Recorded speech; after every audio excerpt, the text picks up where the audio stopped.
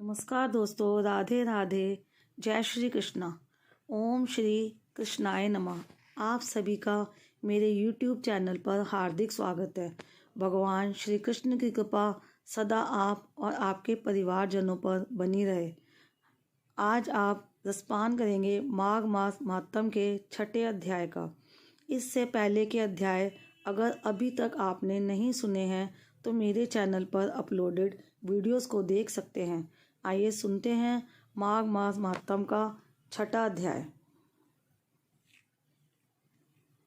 ऐसा क्या हुआ जो पापी भाइयों में से एक भाई को स्वर्ग मिला और एक को नरक।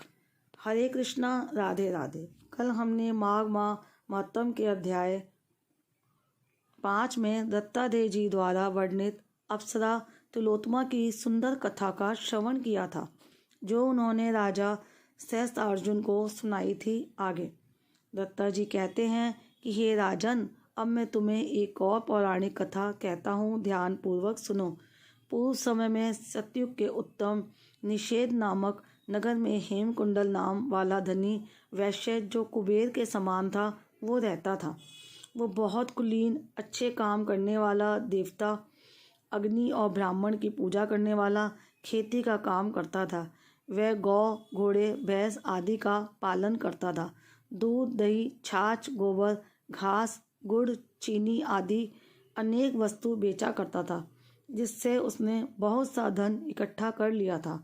जब वह बूढ़ा हो गया तो मृत्यु को निकट समझकर उसने धन के कार्य करने प्रारंभ कर दिए। भगवान विष्णु का मंदिर बनवाया, कुआं, तालाब, बावड़ी, आम, पीपल आदि वृक्ष के तथा सुंदर बाग बगीचे लगवाए। सूर्योदय से सूर्यास्त तक वह दान करता। गांव के चारों तरफ जल की प्याऊ लगवाई। उसने सारे जन्म भर जितने भी पाप किए थे उनका महान पुण्य कर्म करके प्रायश्चित करने लगा। उसके 2 पुत्र उत्पन्न हुए, जिसका नाम उसने कुंडल और विकुंडल रखा। जब दोनों लड़के युवावस्था के हुए तो हेमकुंडल गृहस्थी का सब कार्य उन दोनों को सौंपकर तपस्या के निमित्त वन में चला गया और वहाँ विष्णु भगवान की आराधना में शरीर को सुखाकर अंत में विष्णु लोक को प्राप्त हुआ। उसके दोनों पुत्रों को धन वैभव का मद था, जिससे वे दोनों बुरे कर्मों में लग गए, वैश्यागामी बन गए। वीणा और बाजे लेकर वैश्याओं के साथ गाते फिरते थे। अच्छे सुंदर वस्त्र पहनकर, सुगंधित तेल आदि लगाकर, भांड और खुशामदियों से घिरे हुए हाथी की सवारी और सुंदर घरों में रहते थे। इस प्रकार वे धन को बुरे कामों में नष्ट करते थे। कभी किसी सतपात्र को दान आदि नहीं करते थे, ना ही कभी हवन, देवता या ब्रह्मा जी की सेवा और विष्णु जी का पूजन ही किया करते थे। थोड़े दिनों में उनका सब धन नष्ट हो गया और वह दरिद्रता को प्राप्त होकर बहुत दुखी हो गए। भाई, जन, सेवक, उपजीवी सब इनको छोड़कर चले गए। तब इन्होंने चोरी आदि करना आरंभ कर दिया और राजा के भय से नगर को छोड़कर डाकुओं के साथ वन में रहने लगे और वहां अपने तीक्ष्ण बाणों से वन के पक्षी, हिरण आदि पशु तथा हिंसक जीवों को मारकर खाने लगे। एक समय इनमें से एक पर्वत पर गया और वहां उसको सिंह मारकर खा गया, और दूसरा भाई उसी समय वन को गया, जहां उसे काले सर्प ने डस लिया, जिससे उसकी भी मृत्यु तभी हो गई। यमराज के दूत उन दोनों को बांधकर यम के पास लाए और कहने लगे कि महाराज, इन दोनों पापियों के लिए क्या आज्ञा है। चित्रगुप्त ने उन दोनों के कर्मों की आलोचना करके दूतों से कहा कि बड़े भाई कुंडल को घोर नरक में डालो और दूसरे भाई विकुंडल को स्वर्ग में ले जाओ, जहाँ उत्तम भोग है। तब एक दूत तो कुंडल को नरक में फेंकने के लिए ले गया और दूसरा दूत बड़ी नम्रता से कहने लगा कि हे विकुंडल, चलो तुम अच्छे कर्मों से स्वर्ग को प्राप्त होकर अनेक प्रकार के भोगों को भोगो। तब विकुंडल बड़े विस्मय के साथ मन में संशय धारकर दूत से कहने लगा कि हे यमदूत, मेरे मन में बड़ी भारी शंका उत्पन्न हो गई है, अतएव मैं तुमसे कुछ पूछता हूँ। कृपा करके मेरे प्रश्नों का उत्तर दो। हम दोनों भाई एक ही कुल में उत्पन्न हुए, एक जैसे ही कर्म करते रहे। दोनों भाइयों ने कभी कोई शुभ कार्य नहीं किया। फिर एक को नरक और दूसरे को स्वर्ग किस प्रकार प्राप्त हुआ? मैं स्वर्ग में जाने का कोई कारण नहीं देखता, कृपया मुझे बताओ, मेरी शंका दूर करो।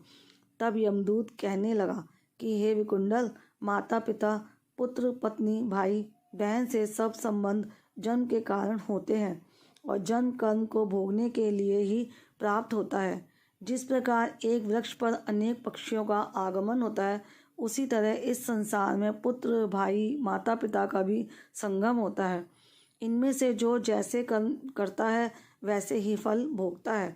तुम्हारा भाई अपने पाप कर्मों से नरक में गया, तुम अपने पुण्य कर्म के कारण स्वर्ग में जा रहे हो। तब विकुंडल ने आश्चर्य से पूछा कि मैंने तो कोई धर्म का कार्य नहीं किया, सदैव पापों में ही लगा रहा। मैं अपने पुण्य के कर्म को नहीं जानता। यदि तुम मेरे पुण्य कर्म को जानते हो तो कृपा करके बताइए। तब देवदूत कहने लगा कि मैं सब प्राणियों को भली भांति जानता हूँ, तुम नहीं जानते। सुनो। हरिमित्र का पुत्र सुमित्र नाम का ब्राह्मण था, जिसका आश्रम यमुना नदी के दक्षिणोत्तर दिशा में था। उसके साथ जंगल में ही तुम्हारी मित्रता हो गई और उसके साथ तुमने 2 बार माघ स्नान में श्री यमुना जी में स्नान किया था। पहली बार स्नान करने से तुम्हारे सब पाप नष्ट हो गए और दूसरी बार स्नान करने से तुमको स्वर्ग प्राप्त हुआ। सो हे विकुंडल, तुमने 2 बार माघ मास में स्नान किया है। इसी के पुण्य के फल से तुमको स्वर्ग प्राप्त हुआ और तुम्हारा भाई नरक को प्राप्त हुआ।